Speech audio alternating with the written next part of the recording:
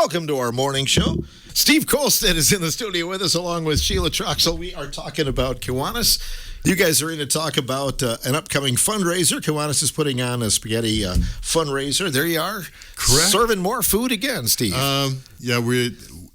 started this in 2022, just before COVID, because Amy and Greg had just bought the Phoenix Center, and we wanted to give them some business because we use the facility for our Monday meetings. We meet once a month at noon, and we meet at the Phoenix Center, and so we thought we'd give them some business, and it's grown into looking at specialized projects, really indicating a project to fund for reasons. Sometimes it's kids, sometimes it's kids in needs, and this time we're looking at scholarships for high school students that are Key Club members, because Key Club is the arm of the high school students that help us. And as a really small club, just like all the other civic clubs that are out there, we don't have a lot of membership anymore.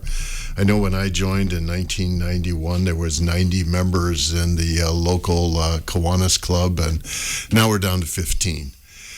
But these kids help us out a lot. So Kiwanis International has some opportunities to match scholarship funds, but this meal, it's a spaghetti supper.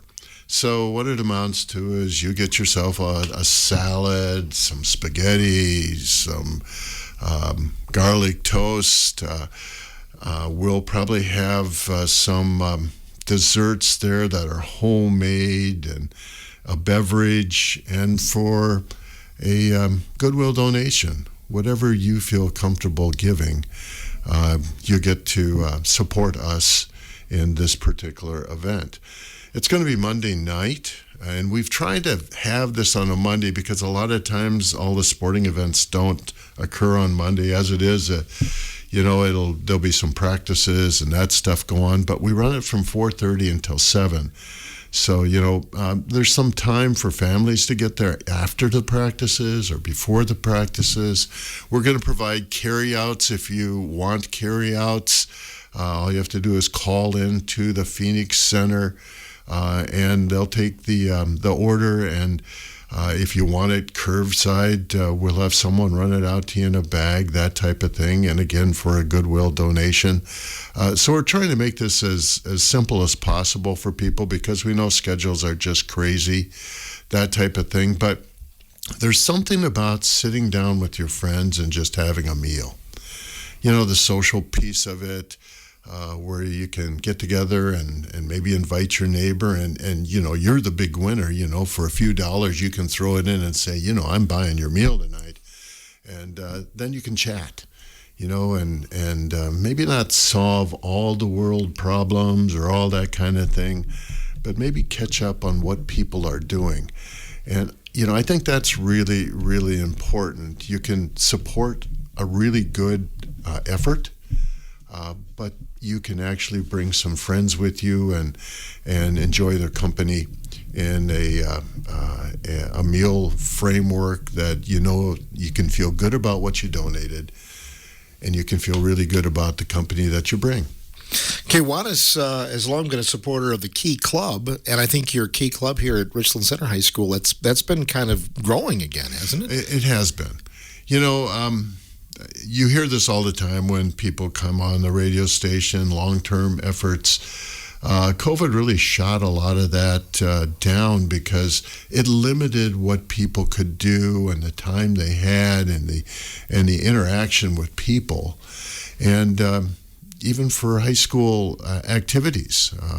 I listen to your program a lot, and some of them are growing again now, but they were really downplayed with COVID, and really put a crunch on what kids could do and what schools could do and what civic club like ours could do.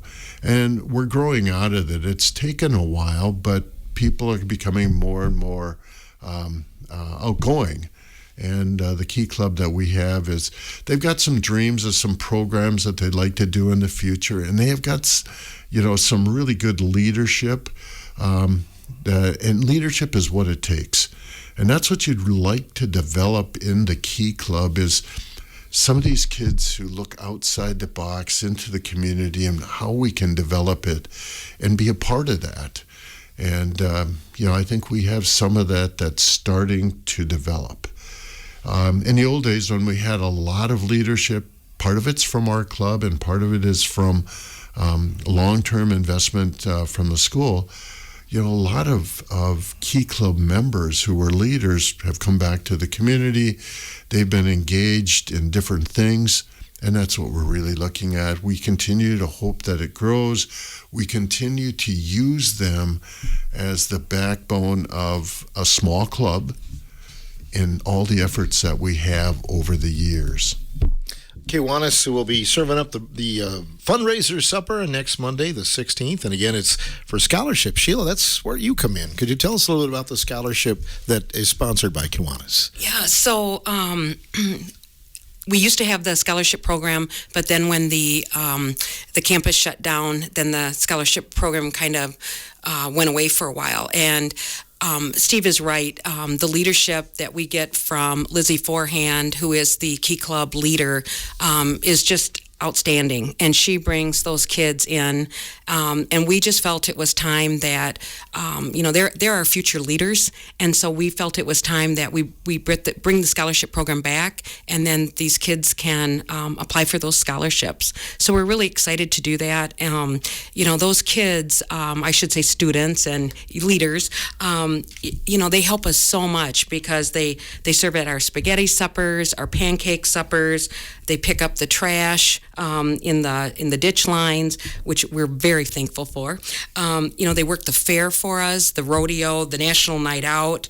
They park the cars for the dairy breakfast. I mean, they're just amazing. And so we couldn't do a lot of what we could do without them. So we just felt this was a way that if we could raise this money and then maybe have it matched by the Key Club International, then we can get our program started up and have these kids have something to work for. Do you have a number in mind that you'd like to? I think it kind of depends on kind of where we raise the funds at. Do you say, Steve? I think it's all about how we raise the funds, that type of thing. I have a number in mind, and, it'd be really, really nice if we could provide a $1,000 scholarship to a really worthy kid. And if we could get matching funds for that $1,000 scholarship, maybe there's a couple of them out there that could use that. But, any more education is really expensive. I think the days of $100 or $200 or $300 scholarships, they're out the window. These kids really need to have a boost, and they need to have the opportunity to maybe go out and see where their life leads them. And the only way to do that is have additional education. Mm-hmm. Go somewhere else, learn something, that type of thing, and maybe find out what you really, really want to do. And so, whatever we get from this, we're gonna stick it right to a scholarship. And so the first time around, and it may not be this year, it may be next year, raising a couple of these, doing some funding through the year, building up that, and then make the match out. The match application has to be by March 31st. So we'll take a look and see how much money we have. We will make the grant application before March 31st for the Kiwanis International Match Foundation money, and then we'll see what we have. But we may not be able to implement it until next year because of how do you draw it up, where do you go with it, that type of stuff. But this is the first step. I would say that for me, I'm a huge advocate of scholarships. And if you've never been to a scholarship night or afternoon, take the time to go and watch these kids and what they're involved in and the comments that are told about them. I've been at Ithaca and Richland Center and Kickapoo and Weston and Riverdale. just many of them.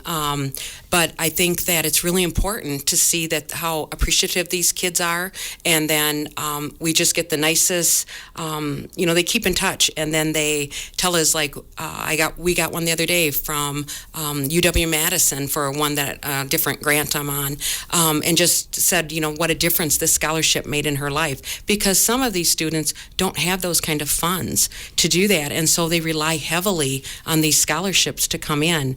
And one of the other things that I've run into is sometimes I think students don't realize sometimes how fast they add up, because they can really add up, and the businesses and different organizations are so willing to give back. I mean, it's just humbling, to watch. I know when I used to do Wallace, Cooper, and Elliott, I would sit next to Ron, WRCO. So, we were way at the end. And then 1 year, I think Ron went to Fruit Broadcasting. He moved up in the alphabet. Yes. So I thought that was pretty clever. But I mean, it's really a humbling experience to watch these students get these scholarships, and how grateful they're not only they are, but their families, because they just might not have the funding otherwise to go to places. And it doesn't have to be a university. It can be a technical school. Anything they want to do. A lot of those scholarships are just to help them be able to meet their dreams and dream big.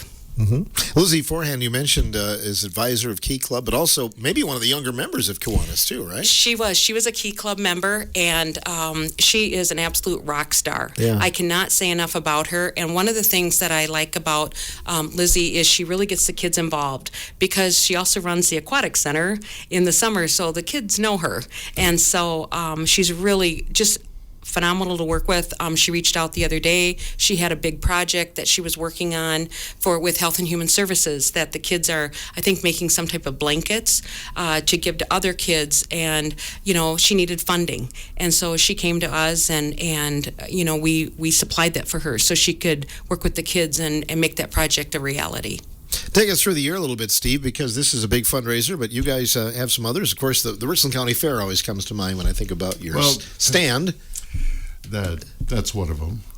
But I think there's this event coming. I think it's the 8th and 9th of May. I think we usually rent out our food stand to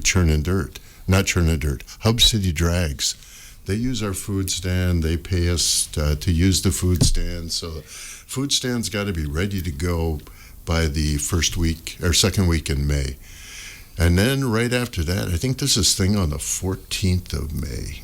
I think it's Walk with Grace or something. Right. They want maybe a pancake supper or something like that at the community center, run from about, I think it's 4:30 until 7. And so we'll have our griddle hot and ready, and we'll have plenty of pancakes and other goodies for that night. And then we jump into June. The 8th of June is when the state finals for rodeo, and we have our stand open. We have it open on Friday and Saturday because it's usually right around Father's Day or something like that. But it's been our experience, especially with a small club, is that it's just tough getting a coverage on Sunday. So we run it from Saturday, 5 o'clock in the afternoon until close, which is usually 10, 11 o'clock, both days. And then a lot of times we end up I think it's the 8th of July this year. It's a Wednesday night. We'll have another pancake supper, and that's aimed at backpack, for the backpack program. It's one of those programs that our club generally sticks between $4,000 and $6,000 into to provide backpacks for needy kids in our community. The sign up for that is going to be August 1st. That's a Saturday. It'll be 9 to 11 down at the community center, and then we'll have it on Thursday night, 5 until 7, or Wednesday night, 5 until 7 on the 5th. So we sign up ahead in advance so we can make all the ordering. And then usually the Sunday before school opens up, we hand out backpacks. We give them out on Mondays. And then that will be probably within a week, it'll be the Richland County Fair. And we'll have 4 days of just wonderful activities for a club that's pretty small. So a lot of us put in some major hours. But one of the things we do is we collaborate with Premier Cooperative. And Premier does a breakfast for exhibitors like they've done for 40 plus years. I remember the very first one of those we did, and we brought a griddle out into the show barn and made pancakes and sausages in the show barn for 2 hours for the kids who were down there, and then cleaned it all up and took it all out. And about 2 or 3 years later, this is 40 years ago, 2 or 3 years later, we just decided it's better off having everything at the food stand, because we can store everything there, put it back, do the dishes, all that kind of stuff. So that was in, the late 1980s. Anyway, and then we'll have a final pancake supper the first or second Wednesday in October. But in amongst all of this, we get activities that show up on our desks that are related to kids. Where we can help out. Sometimes it's purchasing popcorn for youth baseball leagues. Sometimes it's providing funds for kids that don't have funds, that are involved in educational events or maybe even sports events. And sometimes it's providing funds for a new program, something new and exciting in the community. But the last event that we do on a yearly basis, and it'll be when the next president comes in, and I just stored our coats for kids. We gave out 146 coats this year.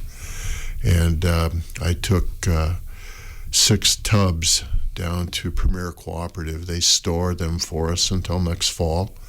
So we have brand new coats stored to start with next fall, and then that's when the donations come in. And the community has been very, very generous in helping us with donations of putting coats on the backs of kids who need it in the worst way. And the 2 probably major programs that we do are the backpack program, the Coats for Kids, and then these other programs that we run are kind of money raisers. Coats for Kids is a program that we usually spend $2,000 to $3,000 with a year.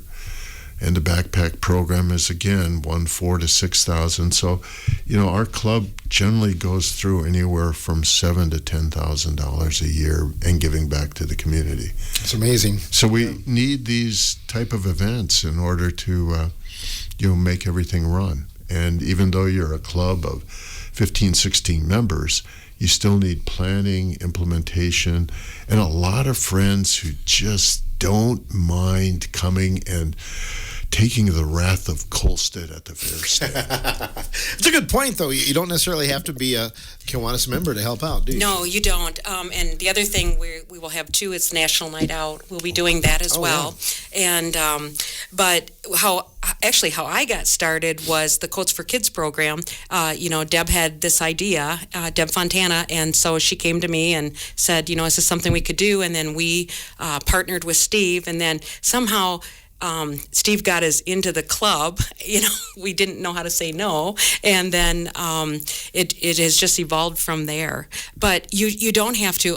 Last year the year before I got to learn how to do cheese curds, which are the best, and then chicken tenders. But last year I got to learn how to make malts. Oh. And that is Steve's secret recipe. You've graduated. And I've graduated. And let me tell you, it's a lot of work. But they're the best they are malts. so good. They're the best. The malt machine we have, for just listeners, is 65 years old. Almost your age? Or? Actually, I'm older than that, Phil, and you are a lot younger than I am. But anyway, and it just... it's one of those things where it's just a lot of manual labor, but it is a true chocolate malt when you come to the stand. I want to make one correction, though, is that the person who really started the Coats for Kids program with us was Stacy Kleist. She was really engaged in it when she was a member, and over the years, and it's been going for 15 years now, just a mainstay of what we do. But she's the one who actually worked with Wallace Cooper and Elliot to make that a reality. It wasn't me. I do it now, and we've changed it a lot since the old days where people would come in and put the coats on. COVID really changed a lot of how we do stuff, and now it's kind of a call and make a connection, and we drop coats off. But COVID changed a lot of how we did things too. We were more one-on-one without COVID, and now after COVID, we're kind of, how do we make this work with what we have? Mm-hmm. But I'm just going to say, if anyone would want to join, we understand that you have work and different commitments, but we will work with you. It's just so rewarding to watch those kids get those coats or the backpacks. I mean, they're so happy and so thrilled. It's just, if you want to join and be a part of that, we would welcome you to come, or come to a meeting on Mondays. We meet the third Mondays at noon at the Phoenix Center, and just sit in and listen to what we do. So, everyone's welcome to come and join us. And I should put this out there, is that if you come to one of our meetings and you just want to listen and find out what we're about, the club buys your meal. So, it's a free meal just to come and see what we're all about. So, I'm throwing that out there. And, again, we don't have a lot of funds, but I think we can pay for a meal or two. So, yeah. A good deal. And we hope a lot of people will come to the supper fundraiser coming up next Monday. Sheila, lots of horsepower out of this club here, but it's helped out by the community. Oh, absolutely. And it's nice that I can blackmail a few friends, like during fair time and stuff, that they come and help us out. But, a lot of laughs. Sometimes it's a little overwhelming when the lines are long and stuff, and you're trying to, just get the food out. But it is just a lot of fun. But, those young adults are just lifesavers for us, because I think Steve and I will both agree, knees kind of take a beating standing out there. But yeah, it's just, it's a great experience. So come and join us, have a little fun. Even if it's only for a couple hours, if you can donate just a couple hours, that gives us a little bit of a break. And if you're really good, we'll teach you the malt. Oh, wow. Right to the malt. That's coming up on Monday, the 16th, 4:30 until 7 at the Phoenix Center Banquet Hall. A free will offering will be taken. Have you done your roadside cleanup yet, Sheila, or is that coming up? No, that'll be coming up. We were kind of deciding on when to do that. We try to do that, plan it around different events, so that, because then after a big event, usually there's something more out there, and so we always do that. But the date we're looking at is the 13th. The 13th of May. Of May, okay. And the reason for it is that the Hub City drags are all done the weekend before, and so we can pick up anything that's left out from that big crowd that's out there. And then, of course, we can look and see who's going to be there for May 14th. Mm-hmm. The Gray's Pancake. You got that plug in again. We appreciate that and all you do. Thanks for coming in today, guys. Thank you, Phil. You bet. President Steve Kohlstedt and member Sheila Troxel joining us, representing the Kiwanis Club. We hope a lot of people will come out to the spaghetti supper next Monday night at the Phoenix Center.